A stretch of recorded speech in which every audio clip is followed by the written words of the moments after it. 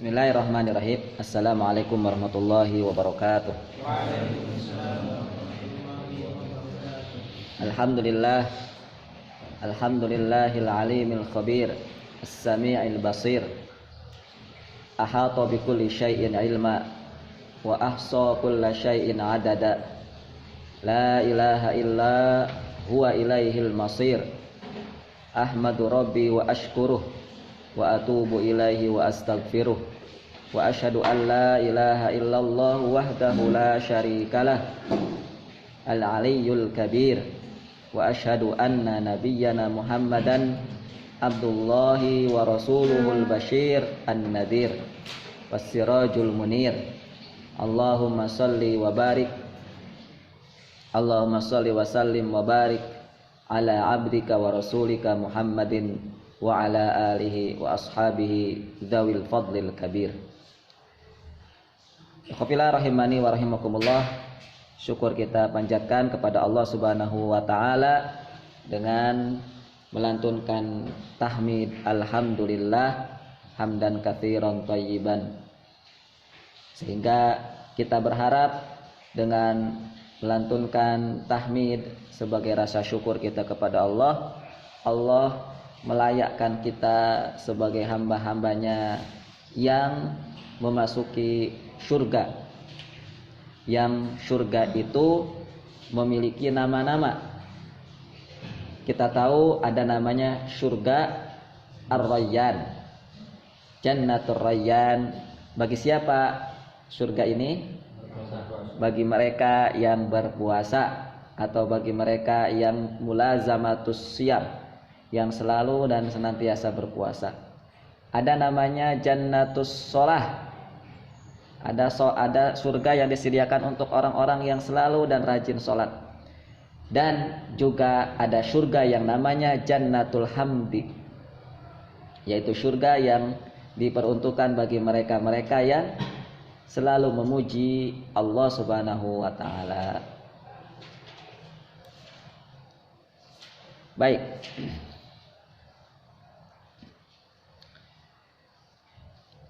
Kita lanjutkan pembahasan kita. Ternyata karena saya sendiri baru pertama kali membahas ini dan saya sendiri merasa penasaran, maka di Jumat ini kami coba ingin menambah lagi ruang untuk membahas tema tentang membangkitkan ekonomi muslimin,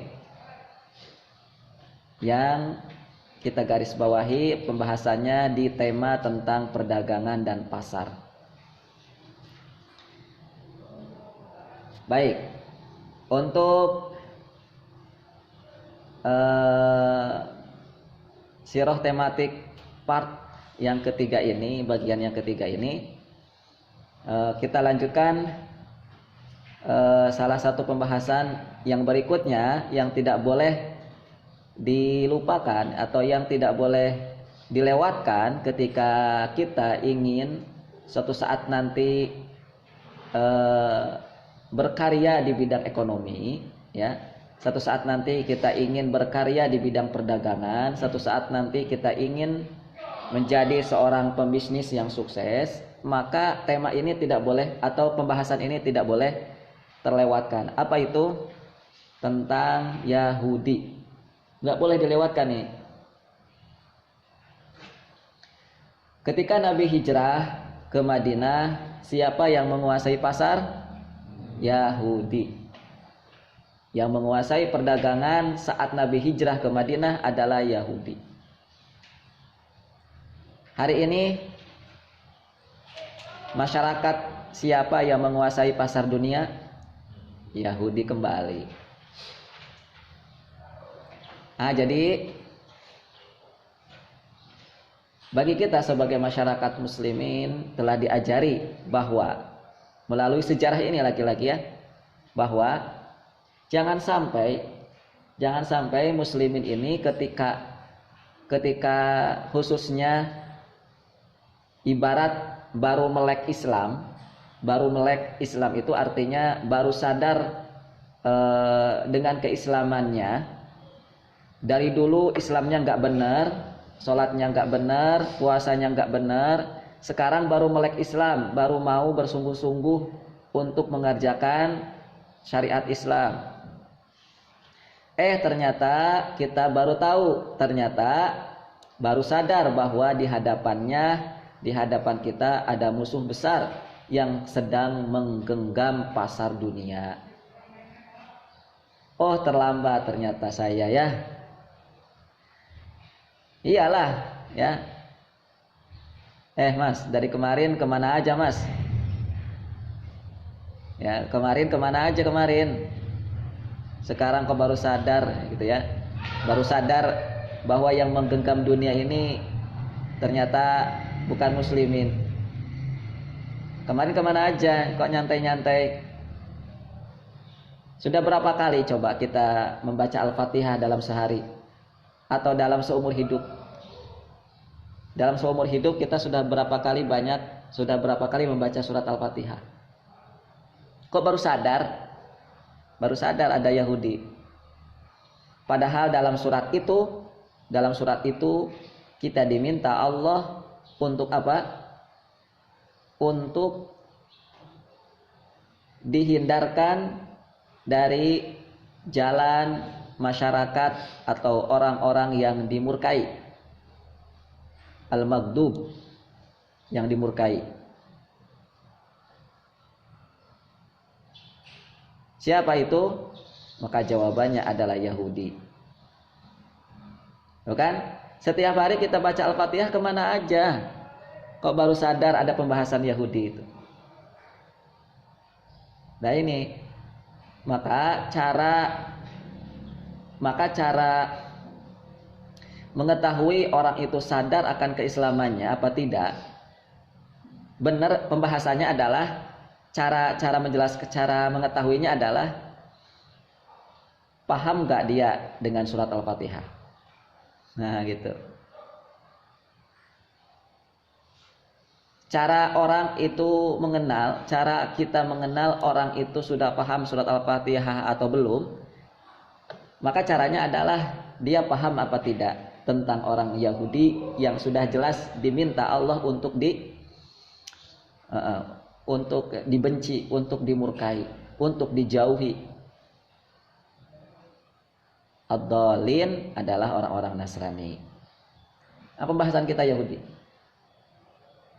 Maka kembali kepada pembahasan tentang perekonomian umat, pembahasan kepada perdagangan dan pasar. Selamanya umat ini tidak akan berhasil, selamanya umat ini tidak akan menggenggam dunia kalau tidak kenal Yahudi. Kalau tidak kenal siratul maghdub, jalannya orang-orang yang dimurkai. Kan gitu ya. Kalimatnya kan gitu. Siratal ladzina an'amta alaihim. Satu itu, siratal ladzina an'amta alaihim. Ini siapa? Jalannya orang-orang yang diberi nikmat nih? Nabi, soleh, para siddiqin, para syuhada, solihin.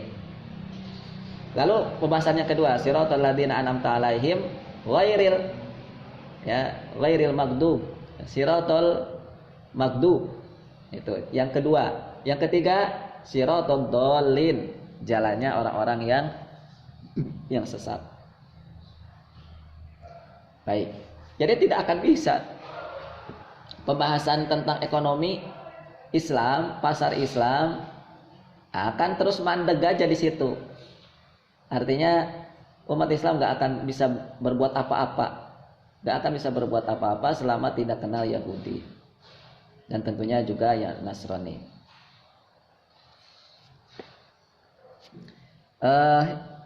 Rasul baru kenal Yahudi di mana? Madinah. Baru akrab Yahudi di Madinah ya. Karena ketika di Mekah musuh akrabnya siapa? Quraisy. Coba lihat, perhatikan ya. Rasulullah dan muslimin bermusuhan dengan masyarakat kafir Quraisy lama apa sebentar? Dari kapan sampai kapan Rasulullah bermusuhan dengan orang kafir Quraisy dengan Abu Jahal, Abu Lahab. Dari kapan sampai kapan? Apa selamanya? Rasulullah masih punya musuh enggak ketika Fathu Mekah? Enggak ada, sudah selesai. Ketika Fathu Mekah, Mekah sudah digenggam, itu sudah selesai. Abu Jahal matinya di mana? Badar. Jadi musuh-musuh utama Rasul itu sudah mati. Jadi Rasul itu bermusuhan dengan kafir Quraisy itu nggak lama. Umat Islam tuh bermusuhan dengan kafir Quraisy itu nggak lama. Tapi yang lama bermusuhan dengan siapa? Yahudi. Lama banget kan, sampai sekarang Yahudi masih ada, ya kan? Yahudinya Madinah dengan Yahudinya sekarang yang bercokol di Palestina ya sama aja. Itu juga sama. Yahudi di zaman Nabi dengan Yahudi di zaman kita itu sama. Makanya kenapa kata-kata Yahudi itu ya lantar doa angkal Yahud. Yahudi itu akan selalu disebut-sebut. Selama apa? Selama Al-Quran ada. Selama Al-Quran ada, Yahudi akan terus ada. Nah ya, soalnya Yahudinya iya, ada dalam Al-Quran masalahnya. Yahudinya ada dalam Al-Quran. Loh itu saat ada surat Quraisy, apa itu coba? Nah ini masalahnya di sini bukan permusuhan Rasulullah dengan Quraisy, ya. Surat Quraisy itu pembahasannya lain, nanti lagi ya.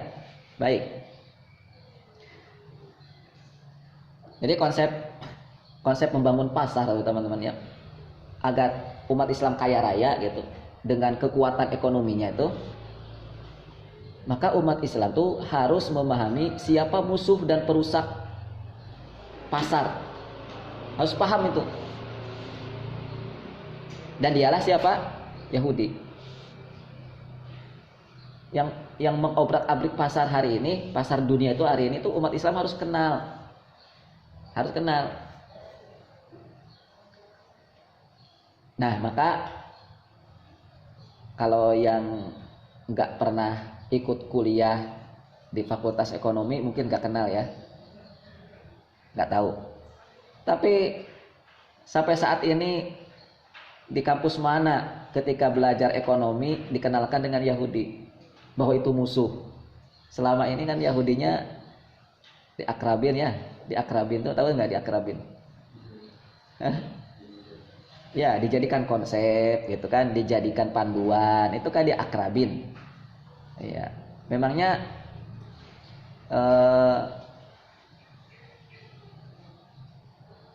siapa tuh yang jadi acuan ekonomi dunia hari ini tuh?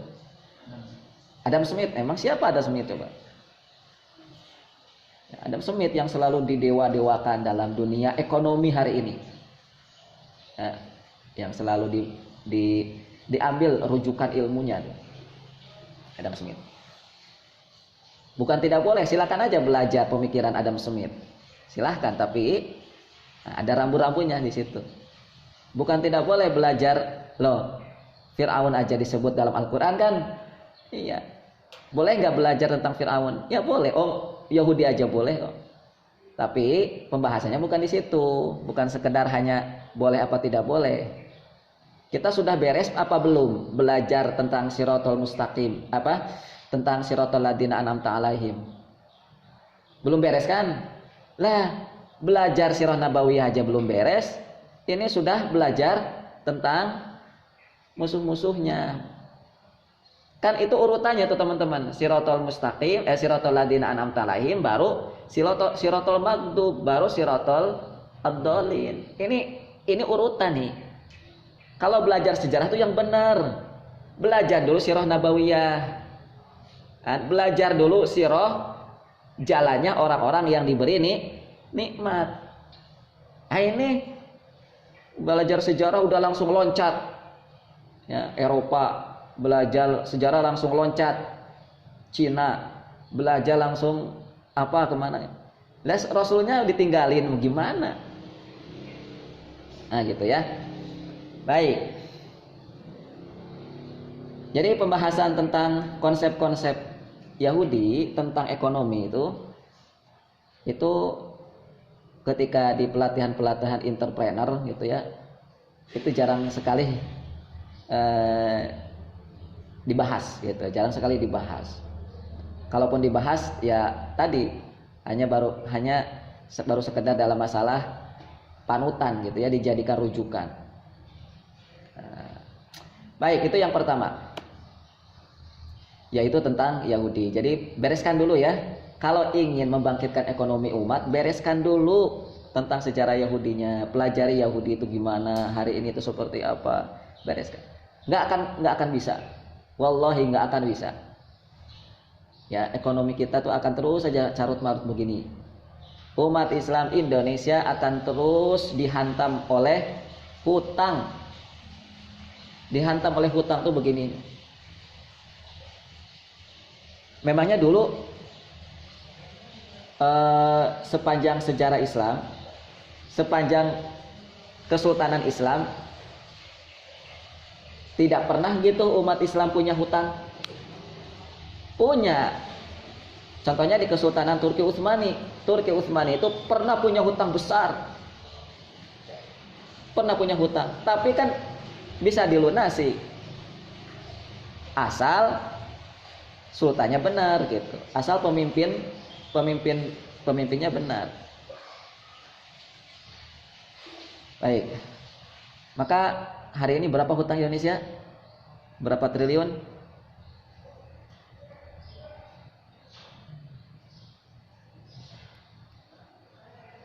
Nah, mending begitu teman-teman, kalau ingin membuat karya itu. Kalau ingin membuat karya itu, pahami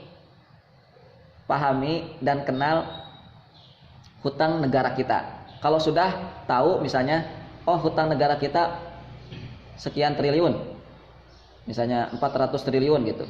Ya udah, coba sekarang kita tutupi gimana caranya hutang Indonesia lunas. Ingat ya teman-teman, Indonesia, negeri ini tuh bukan milik Jokowi saja, bukan. Indonesia itu milik kita. Negeri ini tuh milik kita. Negeri ini milik kita. Maka tanggung jawab kita untuk apa? Untuk membebaskan negeri ini dari hutang. Ya. Beberapa tujar, pedagang-pedagang, pembisnis-pembisnis hari ini Muslim di Indonesia sudah mencoba berkumpul, men-setting gimana kita caranya melunasi hutang. Itu sudah ada memang orang-orangnya. Lagi-lagi mereka-mereka yang sudah membuat karya itu, yang sudah belajar sejarah, sudah belajar sirah. Ya. Baik. Nah, itu baru karya yang benar. Kalaupun antum belum punya uang, lah minimal diajak, minimal ngajak, atau minimal ya menyadarkan gitu, minimal menyadarkan. Lah uang apa ya uangnya umat Islam di Indonesia ini bukan nggak banyak kan, banyak sekali. Tapi masalahnya orang-orang kaya muslimin ini ya belum bisa dipegang gitu, belum ada yang megang.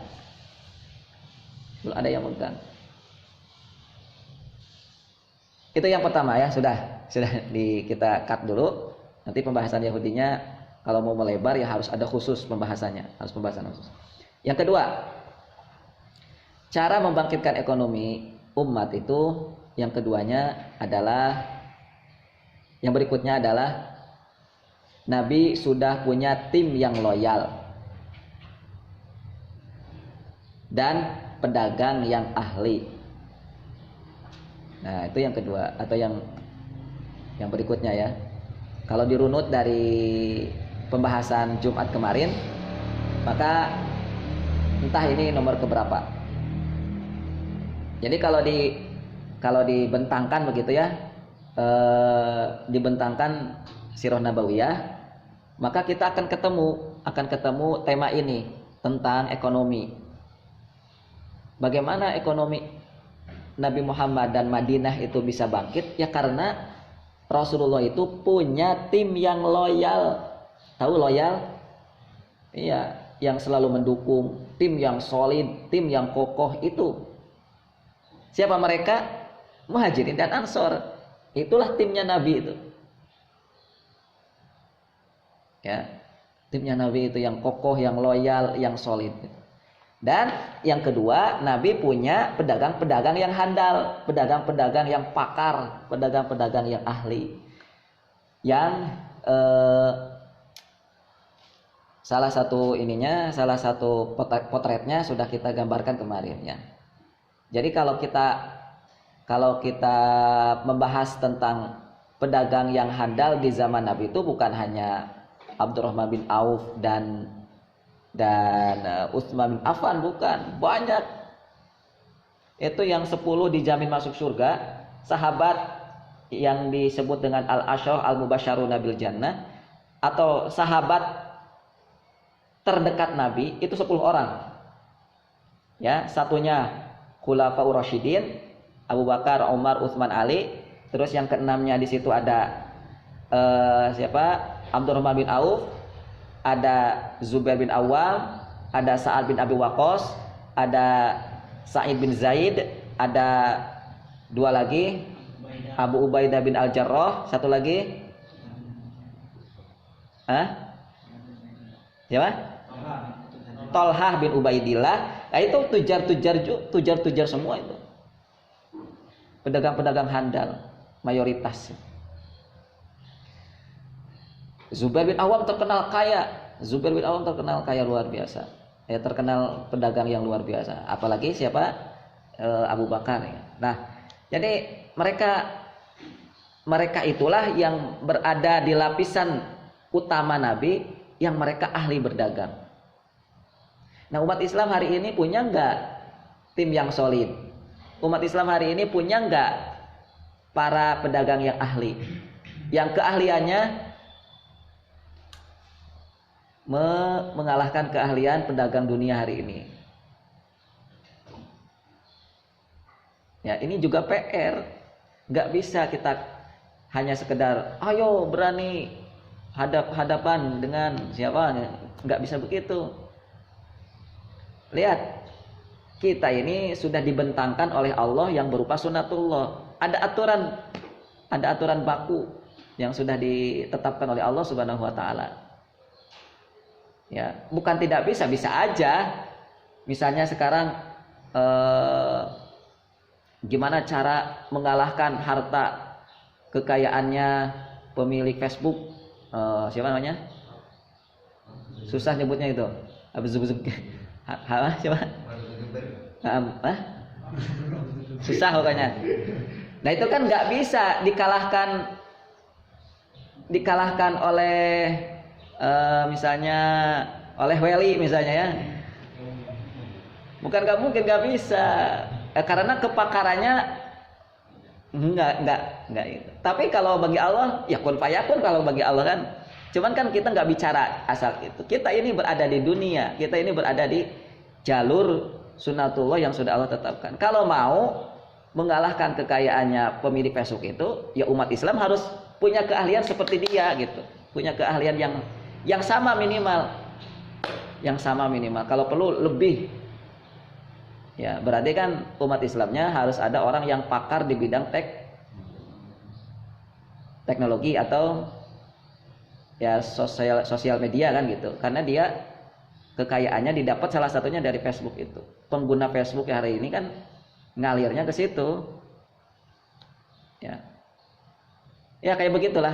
Jadi maka umat Islam tuh punya enggak orang-orang yang solid, orang-orang yang pakar. Baik, kalau berbicara tentang kepakaran, keahlian dalam bidang ekonomi, dalam bidang berdagang, maka kita sudah selesai pembahasannya tentang kemarin ketika membahas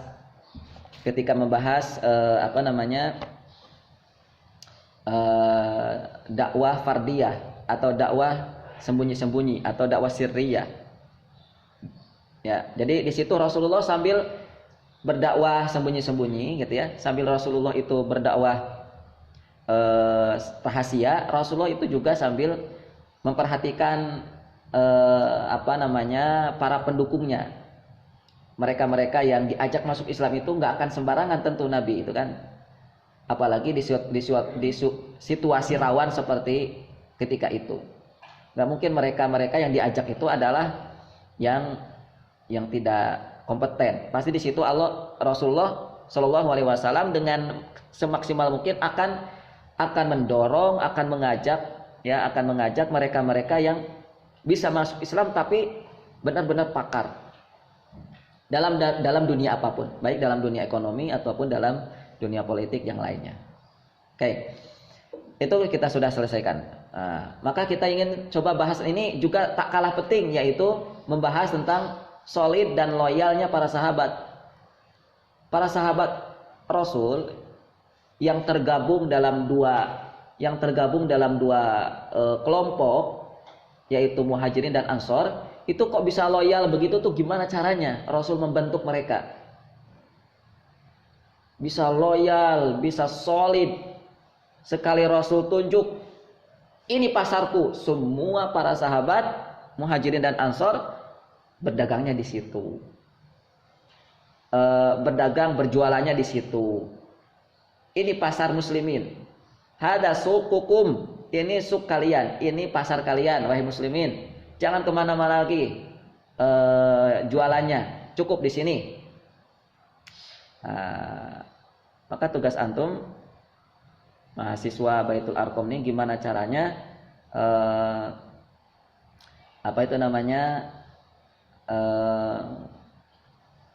mall yang ada di sini tuh, yang gede tuh, Rita Mall itu dijadikan sebagai sukukul muslimin.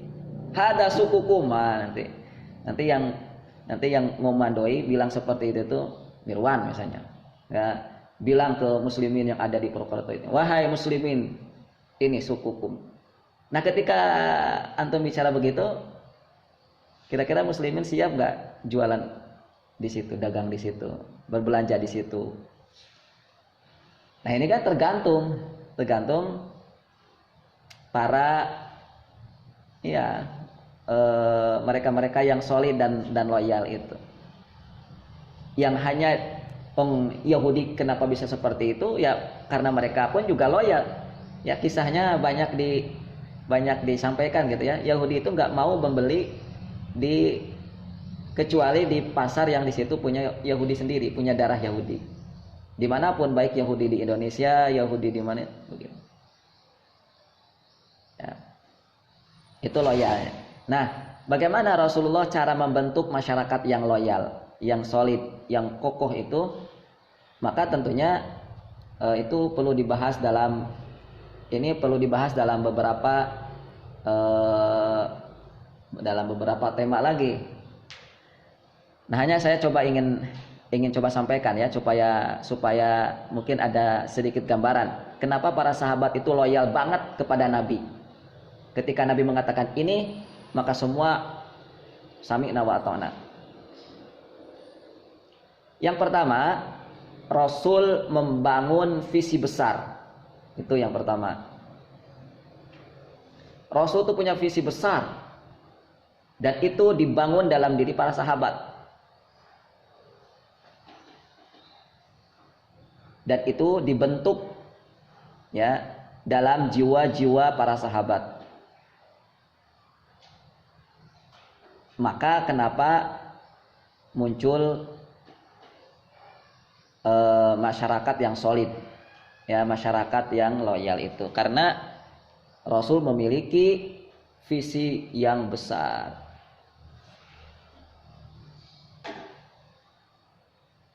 Salah satunya ditunjukkan, ya, visi Nabi itu ditunjukkan dengan beberapa kisah. Yang pertama kisah tentang perang Khandaq. Kita tahu di perang Khandaq Rasulullah pernah memukul batu besar. Dar gitu dipukul sama Nabi dengan mengucapkan bismillah. Maka batu besar itu pecah dan mengeluarkan cahaya.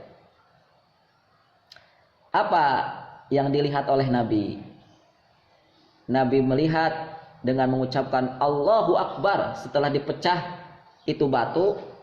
Nabi melihat a'taitu mafatih asyam, mafatihus Syam. Ketika batu sekali pukulan itu, pukulan pertama muncul cahaya dan di situ Rasulullah melihat kunci-kunci istananya kunci-kunci istananya Raja Kisra. Raja Syam itu berarti rajanya namanya apa? Kaisar. Nah, Kaisar di Syam. Mafatihus Syam, istana Syam itu aku melihat kunci-kuncinya. Maksudnya dilihat, bukan melihat begitu ya. Rasulullah berhasil membuka kota Syam, membuka di situ, menaklukkan atau berhasil membebaskan untuk muslimin. Lalu yang kedua, karena ada tiga pukulan oleh Nabi. Ketika pukulan kedua, Rasul melihat, wallah inni la absur. Pukulan yang kedua, Rasul melihat sambil mengucapkan Allahu Akbar. A'taitu mafatihu Faris. Ya, demi Allah aku melihat, ya Allahu Akbar, aku melihat atau aku diberikan kunci-kuncinya negeri Persia. Jadi Persia yang hari ini tergabung dalam beberapa negara, ada Iran, Irak, ada Iran salah satunya yang terkenal itu dulu tergabung dalam negeri Persia. Itu Rasul mendapatkan kunci dari istananya Raja Kisra. Nah, ini baru Kisra ya, yaitu rajanya Persia. Lalu pukulan yang ketiga,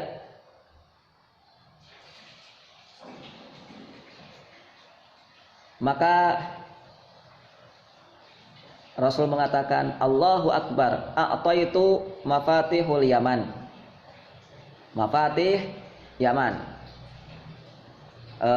Aku diberikan kunci-kunci negeri Yaman. Ya.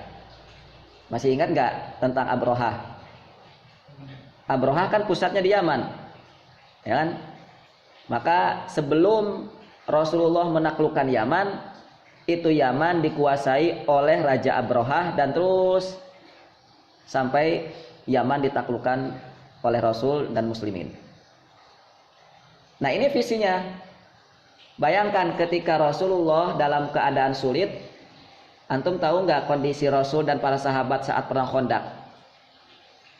Itu sedang dalam kondisi di mana Rasul dan para sahabat itu kesulitan makanan. Dan kisahnya kan kita tahu di mana Rasul itu menempatkan dua batu di dalam perutnya itu, ya, menahan laparnya. Kalau para sahabat satu batu, kalau Rasulullah dua. Itu saking laparnya. Sudah lapar, kesulitan makanan, muslimin ketika itu diblokade oleh Ahzab, pasukan Ahzab. Ya, pasukan Ahzab. Jadi Rasul dan para sahabat nggak bisa kemana-mana, pasokan makanan kurang.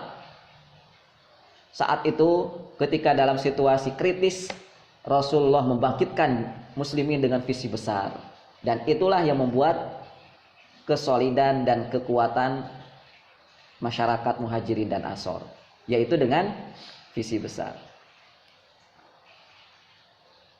Lalu visi besar yang berikutnya, Rasulullah mengatakan tentang penaklukan Bizantium dan Roma. Bizantium dan Roma, dan ini sangat terkenal. Ya, dalam sebuah hadis bahwa bainama nahnu haula Rasulillah sallallahu alaihi wasallam. Para sahabat itu berkumpul di depan Rasul bersama Nabi. Kemudian ketika suila ditanya, Rasulullah itu pernah ditanya, ayu al-madinataini tuftahu awalan. Wahai Rasul, kota mana di dunia ini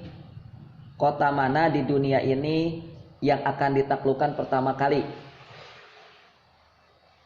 Dua kota besar waktu itu yaitu Roma dan Konstantin. Ya, Konstantin yang ada di Turki hari ini, kalau Roma yang ada di Italia, Eropa hari ini. Mana ya Rasul yang pertama kali akan ditaklukkan oleh muslimin?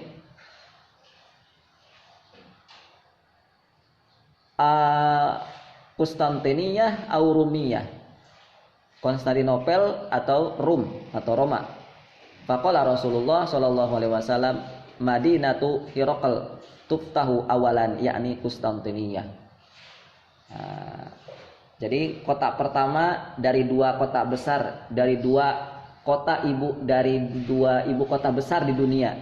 Di dunia hari ini tuh ibu kota terbesarnya adalah dulu itu adalah Konstantinopel dan Roma. Hari ini coba bagi antum yang senang dengan sosial media, tahu nggak kota terbesar dunia ibu kota terbesar di dunia hari ini kota mana?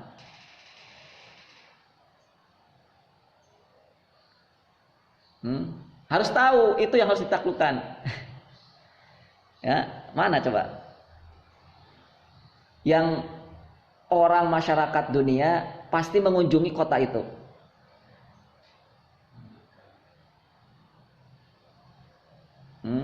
Kota mana? Coba diraba-raba ya, diraba-raba.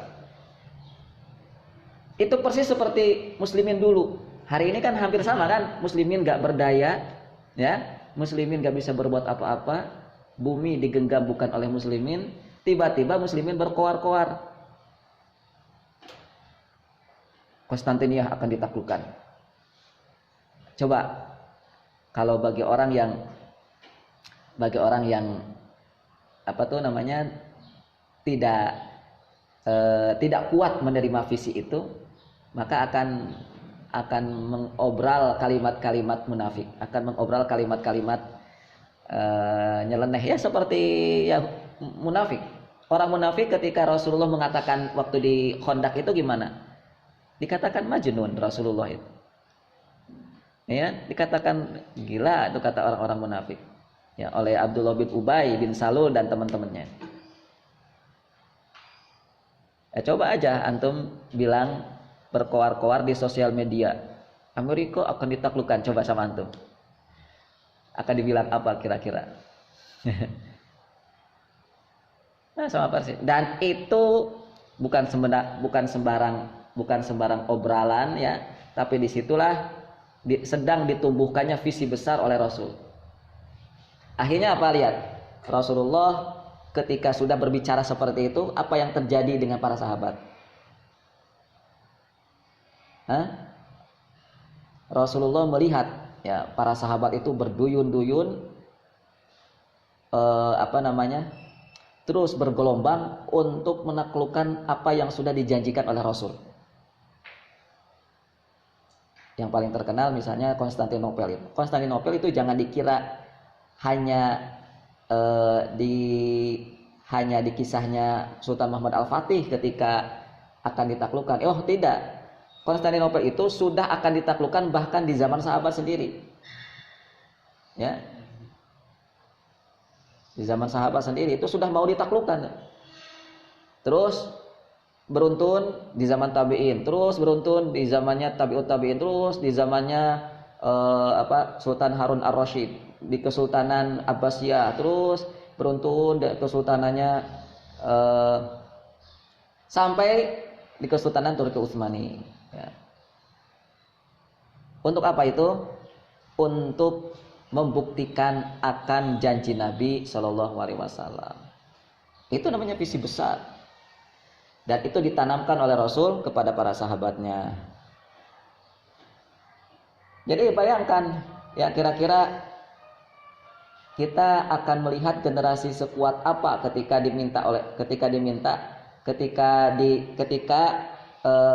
disampaikan ucapan seperti itu. Cobalah antum lihat, anak kecil omongan sehari-harinya adalah seperti anak dewasa. Kira-kira sikap sehari-harinya akan sama atau berbeda dengan sikap anak-anak kecil seusianya? Beda apa sama?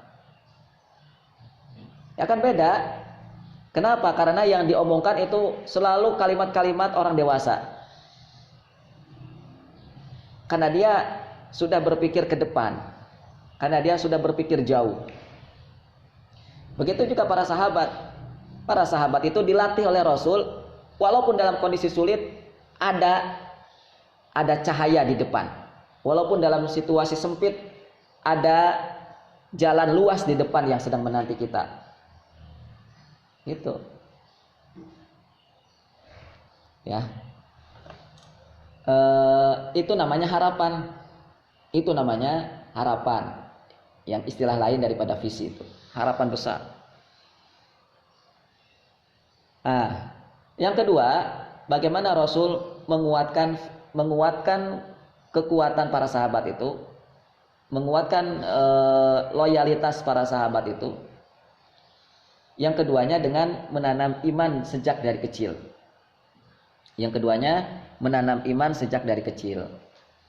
Dan ini kisahnya sangat amat terkenal yang disampaikan oleh sahabat Abdullah bin Abbas radhiyallahu anhuma, bahwa ketika beliau masih kecil, masih usia gulam, usia kecil, dibonceng oleh Rasulullah, ya, berkuda kalau tidak salah, berkuda atau pakai unta atau pakai keledai, intinya dibonceng oleh Rasulullah. Dan di saat itu Rasulullah mengajari kalimat-kalimat iman, mengajari anak kecil, yaitu Abdullah bin Abbas radhiyallahu anhuma, yaitu sepupunya beliau sendiri, dengan kalimat ihfadillah yahfadka, ihfadillah tajidhu tujahaka. Jagalah Allah, niscaya Allah akan menjagamu. Jagalah Allah, niscaya engkau akan mendapatimu. Allah itu akan mendapat, niscaya Allah akan mendapatimu. Idza sa'alta fas'alillah, apabila kamu meminta, mintalah kepada Allah. Wa idza sta'anta fasta'in billah, apabila kamu meminta pertolongan, minta tolong, maka mintalah pertolongan kepada Allah. Wa'lam annal ummah law ijtama'at ala ayyan fa'uka bi syai'in lam yanfa'uka illa bi syai'in qad katabahu Allahu lak. Ingatlah, ketahuilah bahwa kalau seluruh umat itu berkumpul untuk memberikan manfaat, maka tidak akan terjadi kalau Allah tidak mau memberikan manfaat. Lan yanfa'uka. Semua masyarakat dunia berkumpul untuk menjadikanmu sebagai kaisar, menjadikanmu sebagai raja, tidak akan terjadi kalau Allah tidak mau. Sebaliknya, wa in ijtama'u ala an yadurruka bi syai'in lam yadurruka illa bi syai'in qad katabahu Allahu 'alaik. Sebaliknya, kalau semua masyarakat negeri di dunia ini ingin memudaratkanmu, ingin mencelakaimu, semua masyarakat dunia itu, ingat, tidak akan terjadi kalau Allah tidak mau. Kalau semua masyarakat dunia hari ini ingin membuatmu rugi, ingin membuat pasarmu rugi, maka itu tidak akan terjadi kalau Allah tidak mau. Lam yadurruk, kalau Allah tidak membuatmu celaka. Baik, itu penanaman iman. Ditanam sejak dari kecil. Usia gulam tuh hari ini sama dengan usia SD. Kelas 5, 4, 3 sekitar itu. 3, 4, 5 SD. Kelas 3, kelas 4 diajari kayak begitu. Kira-kira nanti kalau sudah besar akan jadi anak seperti apa? Jadi ditanam keyakinan Allah saja, nak. Allah saja yang akan menjagamu. Maka kalau kamu ingin dijaga, Allah, jaga Allah. Kalau kamu ingin selalu dijaga Allah, jaga Allah makanya. Ihfadillah, jaga Allah. Luar biasa. Jadi poin penting di sini, ya, dari penanaman iman di sini, yang pertama tentang menjaga Allah.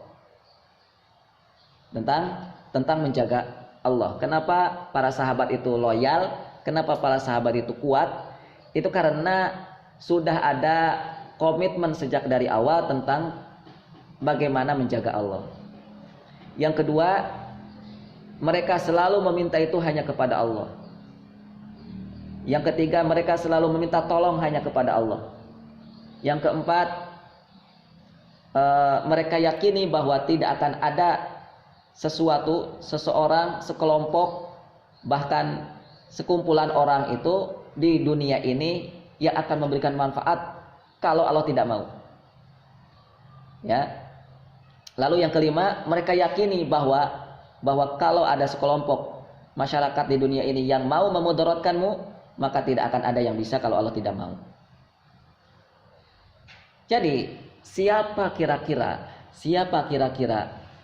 yang mampu menceraikan persatuan sebuah umat jika mentalitasnya seperti ini?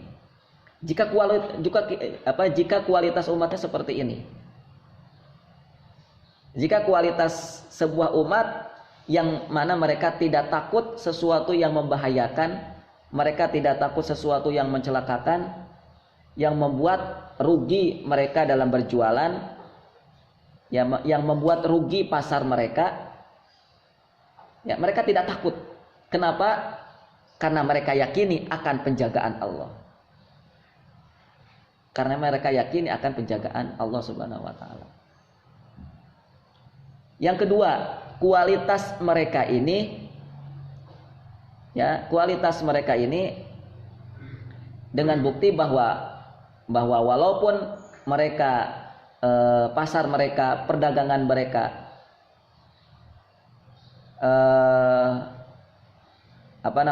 atau pasar dan perdagangan di dunia ini dikuasai oleh sekelompok masyarakat yang tidak beriman kepada Allah, mereka tidak pernah berkecil hati, mereka tidak pernah memiliki mentalitas yang pesimis. Kenapa?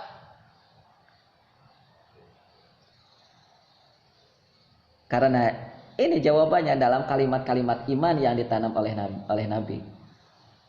Walaupun semua manusia itu berkumpul, ya, semua pemilik pasar di dunia ini berkumpul untuk merugikan pasarmu, wahai Muhammad, gitu kan?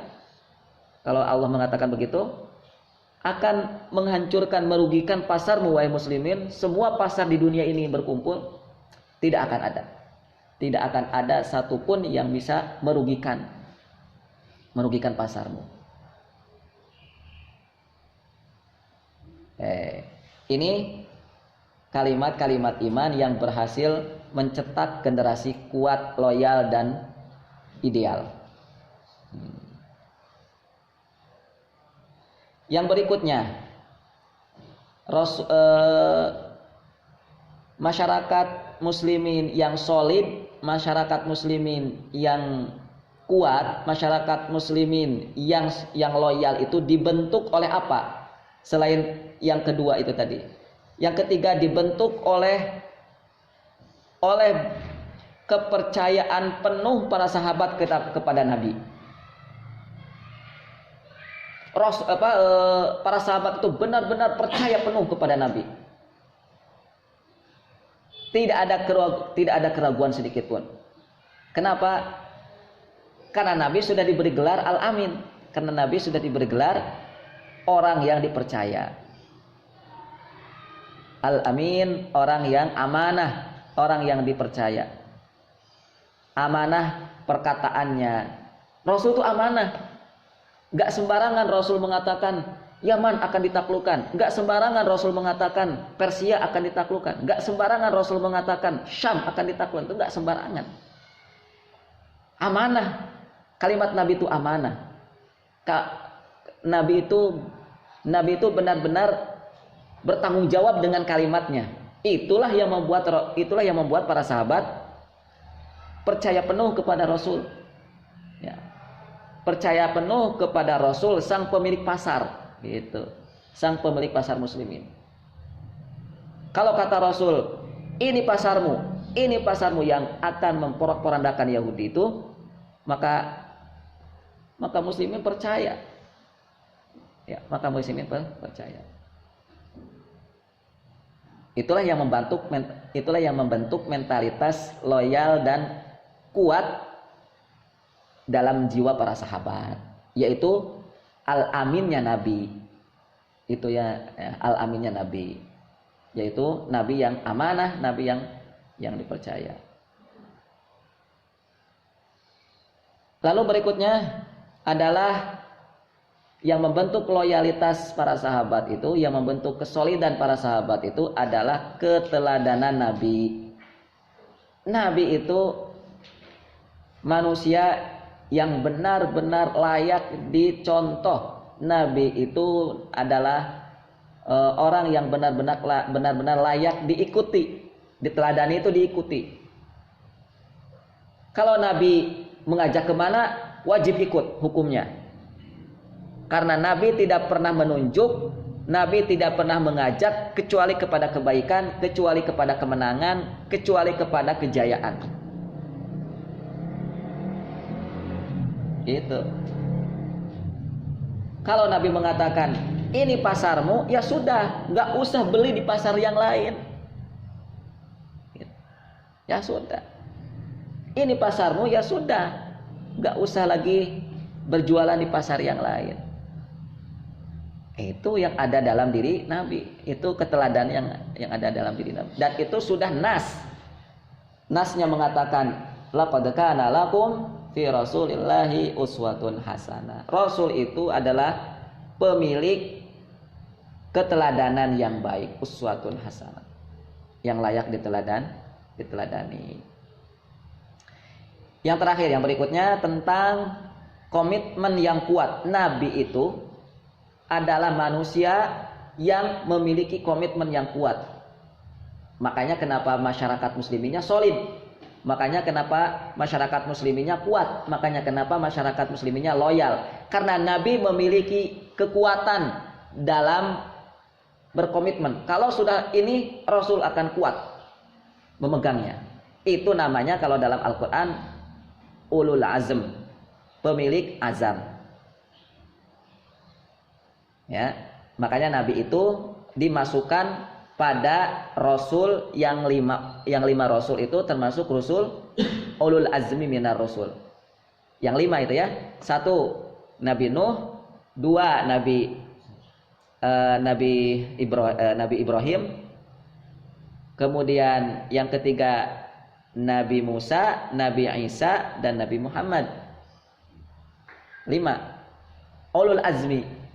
Ulul azmi itu adalah azam yang tinggi. Ulu itu tinggi, azam itu tekad. Azam itu tekad.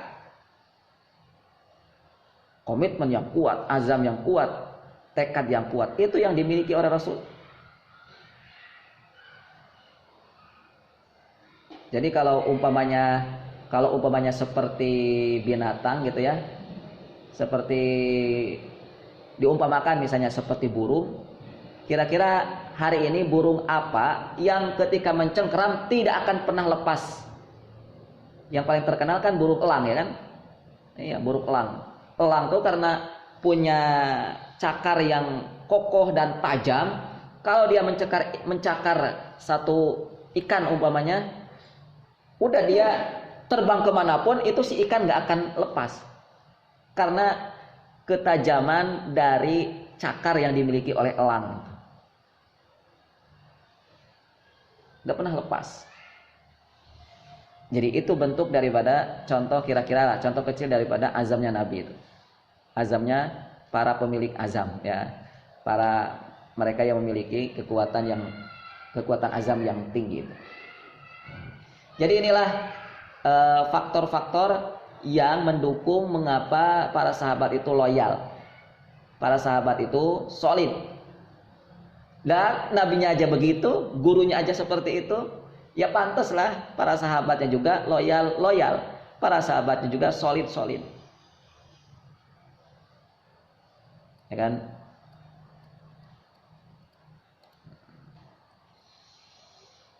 Nah, maka sebelum kita berbicara bagaimana membangun pasar, bagaimana berjualan agar dapat untung, maka antum harus bisa membangun SDM atau tim yang solid.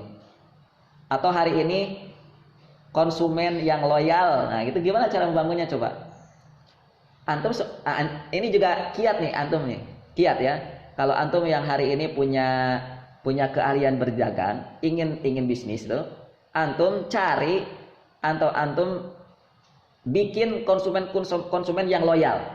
Atau gimana caranya setiap konsumen itu loyal?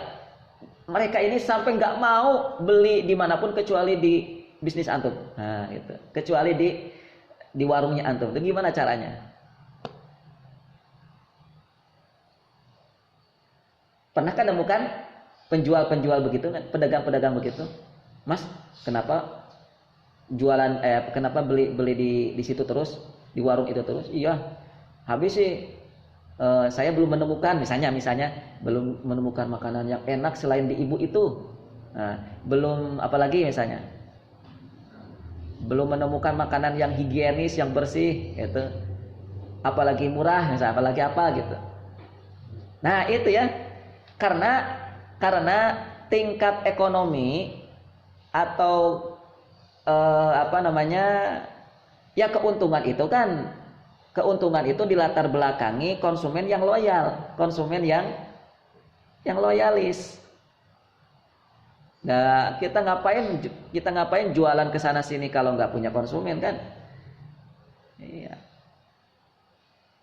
Coba kalau konsumen yang loyal itu kan seketat apapun peraturan negara, ada PPKM lah gitu kan, hari ini ada lockdown lah gitu kan hari ini. Udah, mereka nggak akan kemana-mana kalau mau beli itu, pasti ke situ lagi. Contoh ada hari ini, ada di berita ya. Ini berita nyata nih. Saya pernah lihat di sebuah film, bukan film. Jadi ada, biasalah ya, apa namanya, orang yang menayangkan tentang makanan, jualan gitu ya. Kalau tidak salah di salah satu daerah di Jakarta. Orangnya orang Jawa. Ibu-ibu penjualnya ya, orang Jawa. Dia nanya, orang nanya, Bu, selama pandemi kemarin, selama lockdown kemarin, kira-kira gimana situasi jualan Ibu? Ah, biasa aja Pak, nggak ada terganggu apa-apa. Loh, kok bisa? Iya, karena pembeli-pembeli saya itu terus meminta barang ke saya, meminta makanan ke saya. Karena si ibu itu jualan makanan ini, jualan makanan harian. Ya, nasi rames atau jualan makanan harian lah. Alhamdulillahnya ya gitu. Alhamdulillahnya si ibu itu punya konsumen yang loyal. Jadi walaupun pandemi lockdown itu, akhirnya caranya gimana? Gimana si konsumen itu biar bisa beli walaupun dalam kondisi lockdown? Ya lewat. Iya, lewat Gojek kah, atau misalnya ditelepon kah, atau WA. Gampang kan hari ini. Pesan-pesan mah nggak usah harus datang ke rumah kan, lewat aja HP, mudah kan. Nah itu strategi biar cepat kaya ya. Strategi biar cepat kaya itu gitu. Antum dapatkan dulu konsumen yang loyal. Kalau mereka mau beli apapun tuh pasti yang pertama kali dilirik adalah antum. Ya, ini kisah nyata lagi. Salah satunya adalah bapak saya sendiri. Bapak saya selain bisnis dulu ketika dulu setelah bisnis ikan ayam pedaging ya, setelah itu beliau bisnis ternak ikan. Itu banyak tuh pembeli ikan tuh nggak mau membeli ikan kecuali ke bapak saya. Kenapa? Ya nggak tahu sih, kalau kata pemesan gitu ya, kata konsumen itu yang jelas ya baguslah kualitasnya begitu kan, dan seterusnya. Intinya begitu. Ya.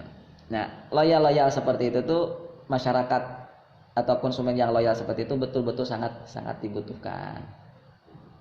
Jadi kalau mereka mau belanja dimanapun tuh pasti datangnya ke kita.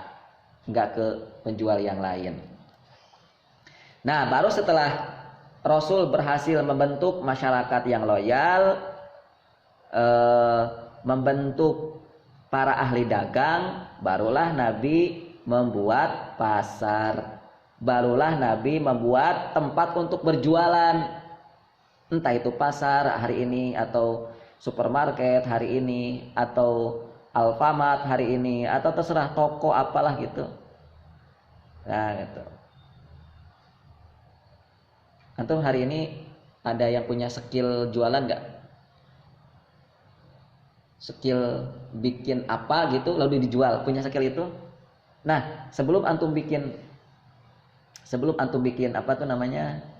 Bikin tokonya, kan hari ini seakan-akan tuh karena pingin langsung kaya itu bikin aja langsung ininya, tokonya besar gitu. Oh enggak. Antum coba ikuti ala Nabi. Ya, sebelum bikin toko sendiri di rumah, sebelum bikin tempat jualan sendiri di rumah, maka antum coba ketuk pintu. Nah, itu. Kan namanya juga dakwah fardiyah kan. Kalau hari ini sistem kayak gitu tuh apa namanya? Door to door. Sampaikan dulu ke rumah gitu. Bu, Pak, ini saya punya karya atau saya punya apa namanya? Punya barang nih. Sampaikan ini cara membuatnya begini-begini.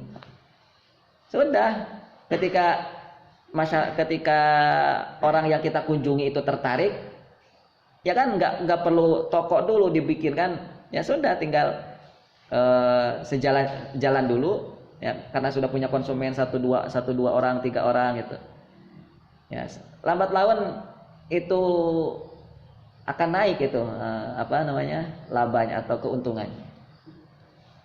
Maka Nabi baru membangun pasar. Di mana? Di Madinah. Ya, Nabi membangun pasar di Madinah. Di Madinah itu Nabi membangun 5 hal, tentunya selain pasar ya. Pertama, yang dibangun adalah binaul masjid tentunya. Yang kedua, membina ukhuwah antara muhajirin dan ansor yang disebut dengan al-muakhah bainal muhajirin wal ansor. Yang ketiga, membangun perundang-undangan Madinah atau yang disebut wathiqatul Madinah, piagam Madinah.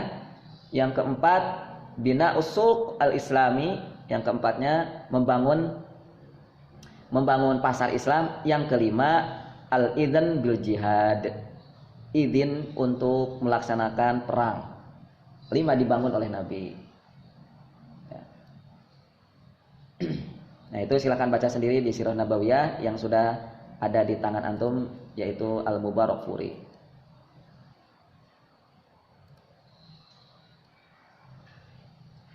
Berikutnya, posisi pasar. Nah, kalau sudah selesai PR di SDM-nya, PR di masyarakat yang loyalnya, maka sekarang PR-nya adalah gimana cara membangun pasar. Nah, cara membangun pasar pun, cara membangun toko, cara membangun Alfamart itu juga nggak sembarangan dalam sejarah Islam.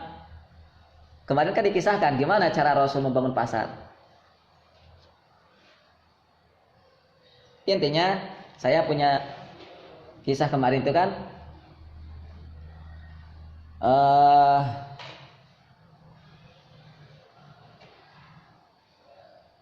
ittakhadhan nabiyyu alaihi salatu wassalam ghurbatul masjidin nabawi suqan lil muslimin hatta yaktasibu quwwatan wa tharwatan iktisadiyatan tunafisu yahud al madinah wa qad asyrafa alaihi salatu wassalam ala suq bi nafsihi.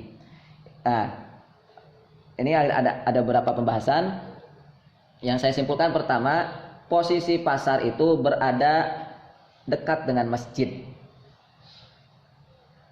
Jadi kalau antum membangun pasar itu jangan jauh-jauh dari masjid. Ya, kalau pasarnya ingin kokoh, pasarnya ingin kuat, jangan jauh-jauh dari ibadah. Seperti Nabi membangun pasar Nabi itu di sisi barat Masjid Nabawi.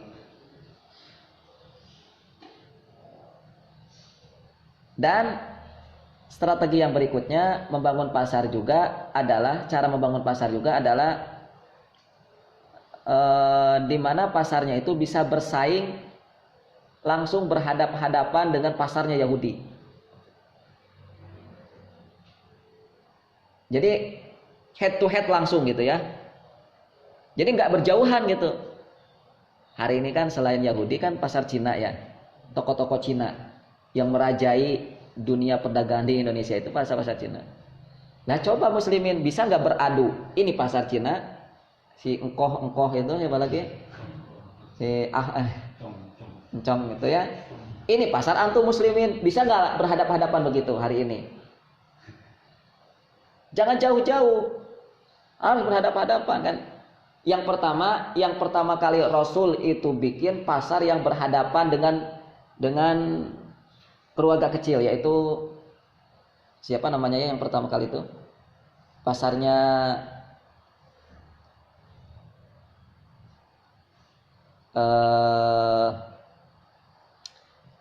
pokoknya ada pasar miliknya seorang Yahudi, karena makanya pasar itu dinamakan dengan pasar nama orangnya. Oke, karena ketahuan oleh sang pemilik pasar yaitu orang Yahudi ini, maka orang Yahudi ini menghancurkan pasarnya muslimin, menghancurkan pasar yang sudah dibikin Nabi.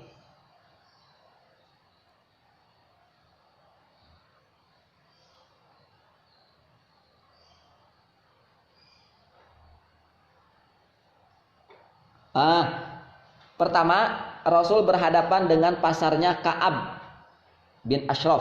Ini Ka'ab bin Ashraf ini orang Yahudi. Ka'ab bin Ashraf. Lalu setelah diketahui muslimin punya pasar sendiri, maka si Ka'ab ini ngamuk dia. Maka dia fadakholaha, masuk ke pasarnya Nabi, wa qata'a atnabiha. Atnab. Lalu si Ka'ab bin Ashraf ini merobek-robek tirai-tirai, kan dulu pakai tirai ya. Sederhana sih pasar Nabi itu, kayu dibentangkan gitu ya, sederhana gitu. Lalu di atasnya dikasih atap dari tirai, dari kain. Dirobek tuh sama si Ka'ab tuh. Marah sama Nabi kan. Nabi gimana? Senyum aja Nabi, enggak ngamuk Nabi itu. Tapi Nabi mengatakan, nah, ketika ngamuknya Yahudi ini, kalau begitu la'an kulannaha ila maudhi' huwa agbat lahu min hada. Oke, kalau gitu. Kalau dia marah, maka yuk muslimin kita bikin pasar yang akan membuat makin marah Yahudi. Yang akan bertambah lagi marahnya Yahudi. Kalau tadi yang pertama Rasul berhadapan dengan pasarnya satu orang, kalau yang ini pasarnya satu suku, yaitu satu keluarga besar. Kalau tidak saya pasarnya Banu Qainuqa. Kalau ini tadi pasarnya si Ka'ab tadi ya. Karena dihancurkan sama si Ka'ab, maka Rasul membangun pasar yang langsung berhadapan dengan pasarnya Bani Qainuqa. Bani Qainuqa adalah keluarga besar Yahudi yang bernama keluarga Yahudi Qainuqa. Nah, sudah di situ Rasul berhadap-hadapan langsung. Nah, cara membuat pasar muslim itu harus begitu. Jadi jangan sembunyi itu pasar muslimin itu. Ini pasar Yahudi besar, pasar Cina besar, ini muslimin nggak tahu memang karena malu, segen apa jangan. Ya, bikinlah pasar yang langsung berhadapan dengan pasar itu. Tapi kira-kira berani nggak muslimin hari ini kalau bikin pasar begitu? Ya, baik. Itu ya cara membangun pasar, cara membangun ruko, cara membangun tempat jualan pun juga harus yang strategis gitu. Yang satu tidak boleh jauh dari masjid, yang kedua harus terang-terangan memang dengan musuh langsung. Ya, kira-kira apa fadilah atau apa namanya? Kenapa Rasul membangun pasar yang langsung berhadap-hadapan dengan pasarnya Yahudi? Lah iya, agar nanti konsumen-konsumen itu melihat mana pasar yang batil, mana pasar yang hak. Iya kan? Mana pasar yang anti riba, mana pasar yang riba. Itu nanti muslimin akan kelihatan. Maka butuh sesuatu itu berhadap-hadapan. Kan perang juga kan berhadap-hadapan. Masa perang sembunyi-sembunyi, ya nggak akan terjadi perang lah. Ya kan? Kecuali kalau perang dengan Yahudi mesti sembunyi itu di belakang tembok. Yang namanya perang tuh harus sembunyi. Begitu juga perang dalam dunia ekonomi itu harus berhadap-hadapan. Memang harus berhadap-hadapan. Ini pasarnya pasukan Yahudi, ini pasarnya pasukan muslimin. Gitu. Jadi biar nanti para konsumen-konsumen itu biar mereka memilih melihat mana pasar yang jujur, mana pasar yang zalim, mana pasar yang anti riba, mana pasar yang riba, mana pasar yang merugikan, mana pasar itu terus. Hari ini kenapa batil terus merongrong? Apa sebabnya? Kalau melihat dari kacamata tadi, kenapa kenapa pasar-pasar yang batil itu terus merongrong? Jawabannya selain itu, iyalah, karena pasar muslimin pasar yang haknya di belakang atau pasar yang haknya sembunyi, atau kata lain belum terlihat. Mana pasar yang haknya itu mana? Pasar yang haknya itu tidak hadir. Kan syarat agar sesuatu yang batil itu hancur, syaratnya apa? Hadirkan dulu yang haknya. Seperti kalimat Al-Quran mengatakan, apa kalimat Al-Quran itu? Kana zahuko gitu kan?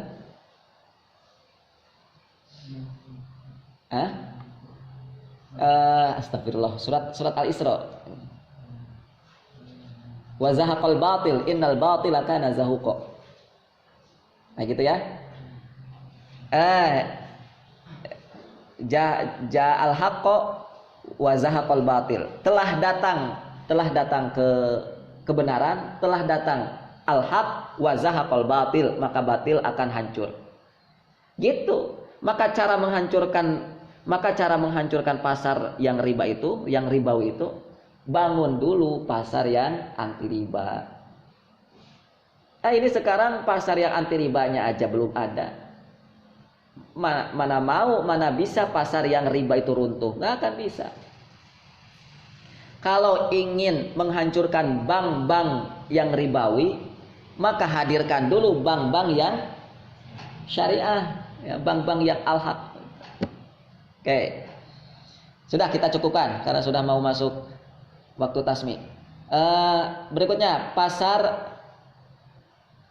Nabi itu dibangun, ya, bukan hanya sekedar dengan posisi yang strategis, tapi juga pasar Nabi dibangun berasaskan wakaf.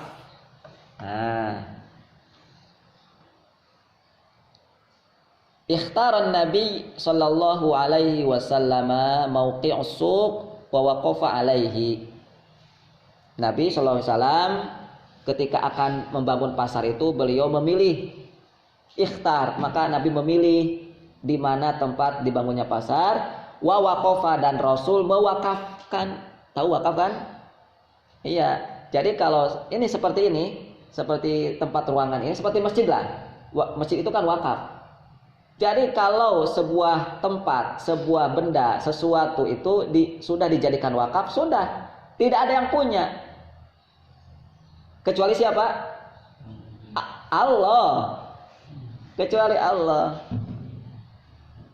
Ini masjid ini nggak boleh ada yang mengaku-ngaku ini masjid saya. Kenapa? Karena uangnya berasal dari kas saya gitu. Itu sudah harta wakaf. Berarti masjid ini punya muslimin. Ya, iya, punya Allah ya. Punya muslimin semuanya. Jadi bukan milik per orang. Sama juga pasar Nabi. Pasar Nabi itu pasarnya muslimin, bukan pasarnya Nabi. Ya, bukan pasarnya satu orang. Pasarnya untuk semua muslimin. Ya, walaupun pasar Nabi itu, pasar muslim itu dibeli atas hartanya Nabi. Juga Masjid Nabawi itu juga dibeli atas hartanya Nabi. Itu Masjid Nabawi yang megah hari ini tuh, itu asalnya adalah dari harta Nabi.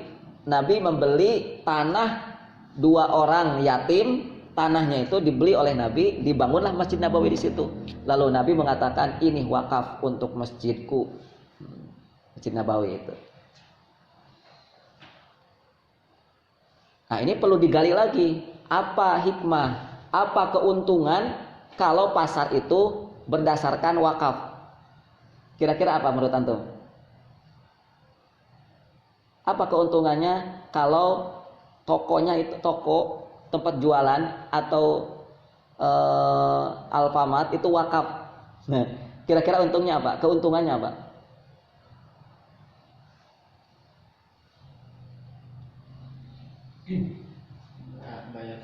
Nggak bayar sewa, terus nggak bayar pajak, terus hari ini kenapa kalau kita mau menempatkan barang kita misalnya suka coklat, bikinlah coklat, lalu coklat kita taruh di Alfamart, kira-kira kita dapat untung berapa?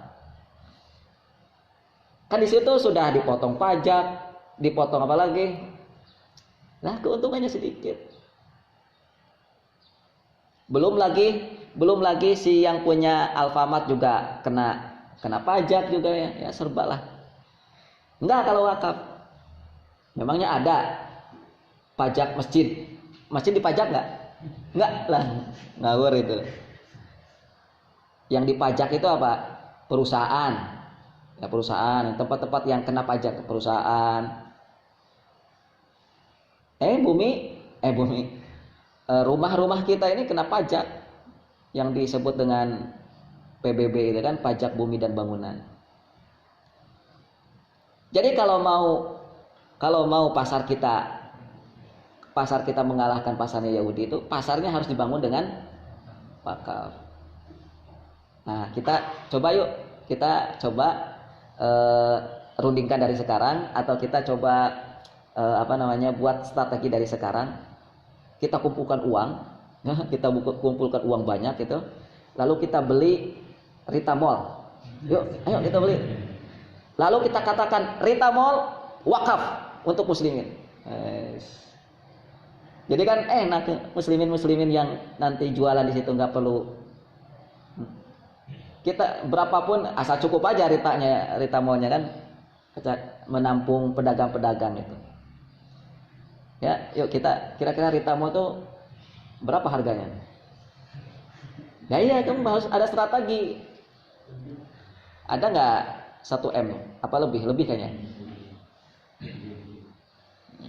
Kenapa sih nggak ada yang punya apa tuh ide-ide kayak gitu? Kan enak kan? Coba kalau Rita Mall-nya itu sudah wakaf, maka nanti hartanya akan mengalir dengan deras dan mengalir dengan berkah. Ya karena yang punya kan semuanya itu punya muslimin, punya Allah Subhanahu wa taala. Karena kalau sudah diwakafkan sudah punya Allah. Lalu nanti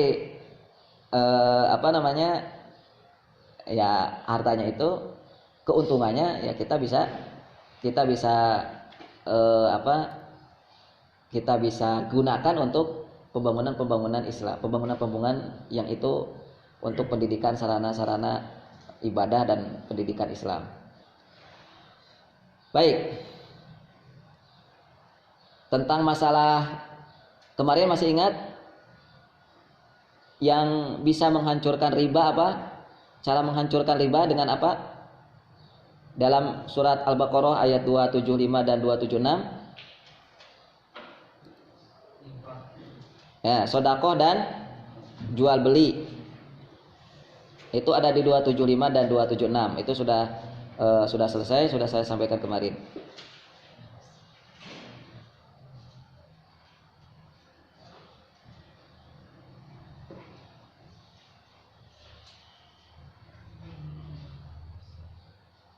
Jadi sekali lagi saya ulang ya, pedagang-pedagang muslim kalau ingin kuat, bukan hanya dia bermental pedagang, tapi juga harus punya mental Yang keduanya apa tadi? Selain punya mental pedagang juga harus harus punya mental, hah? Mental sodakoh. Lah kan tadi riba itu bisa dihancurkan dengan dua, jual beli dan infak atau sodakoh. Antum nih enggak nyambung. Ya, maka pedagang muslimin kalau ingin kuat, kayak Umar bin Khattab, kayak Utsman bin Affan, kayak Abdurrahman bin Auf itu, selain jago dagang juga harus jago sodakoh. Iya, jago sodakoh ataupun ahli dalam sodakoh. Nggak akan ada pedagang yang bisa berjaya dengan mengalahkan pedagang Yahudi itu kalau nggak ahli dalam sodakohnya.